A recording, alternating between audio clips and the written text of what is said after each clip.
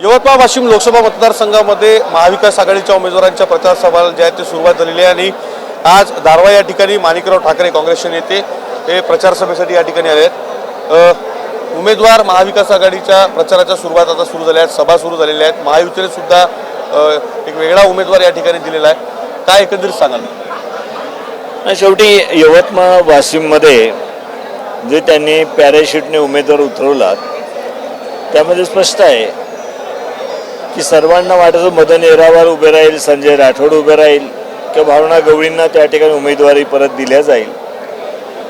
परंतु त्यांना माहीतून चुकलं की यवतमाळ वाशिममध्ये 100% इंडिया आघाडीचा उमेदवार या ठिकाणी निवडून येणार, त्यामुळे त्यांची हिंमत झाली नाही आणि कुठेतरी नांदेडवरनं या ठिकाणी उमेदवारांना आणायचं जे विधानसभेच्याही निवडणूक हारलेले आहेत अशांना या ठिकाणी उमेदवार द्यायचे। त्यामुळे 100% आम्ही आजच जिंकलेलो आहोत। इंडिया आघाडी यवतमाळ वाशिममध्ये आजच जिंकलेली आहे आणि ते कुठल्याही पद्धतीनं त्यांना ते शेवटी संजय राठोड लास्ट शेवटपर्यंत आहे तशा पद्धतीनं त्यांनी आविर्भाव दाखवला।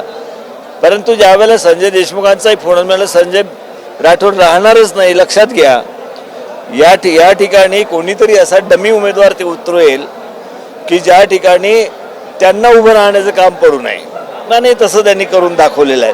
पण शेवटी ते पहिलेच निवडणुकी हारलेले आहेत, आता त्यांना जिंकण्याचा विषय कुठे येतो? या ठिकाणी इंडिया आघाडीचा यवतमाळ वाशिममध्ये उमेदवार जिंकणार त्याबद्दल कोणाचंही दुमत राहिलेलं नाही। भिवंडी आणि सांगलीच्या जागेच्या संदर्भानं चर्चा जी आहे ते सुरू आहे। सांगलीची जागा जाहीर करण्यात आलेली आहे, काँग्रेसचे नेते त्या जागेवर हे करतायत। नाही, शेवटी भिवंडीची जागा काँग्रेसने लढायची की राष्ट्रवादीने लढायची त्या संदर्भामध्ये बसून पक्ष नेतृत्व त्याबद्दलची चर्चा करून निर्णय घेईल। आणि तसंच सांगलीचं आहे, सांगलीमध्ये सुद्धा त्या ठिकाणी मागच्या वेळेस जे काही संपूर्ण कार्यकर्ते आहेत, आमदार आहेत, या सगळ्यांची जी भूमिका आहे ती काँग्रेसला मिळायला पाहिजे होती, कारण त्यांचं वर्चस्व आहे ते मान्यच करावं लागेल। काँग्रेसचं चांगलं वर्चस्व त्या ठिकाणी आहे, परंतु एकदा जर वाटाघाटीमध्ये त्या गोष्टी सुटल्या असेल तर एक मर्यादा येतं पक्ष नेतृत्वावर सुद्धा।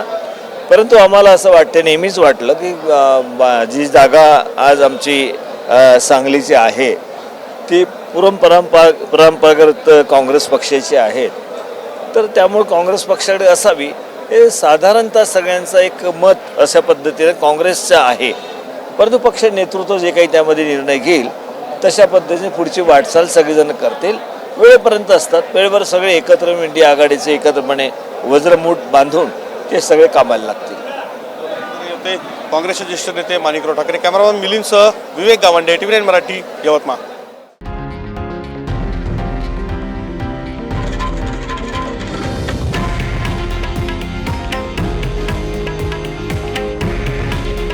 हे आहे देशातील नंबर 1 न्यूज नेटवर्क आणि आपण पाहत आहात TV9 मराठी।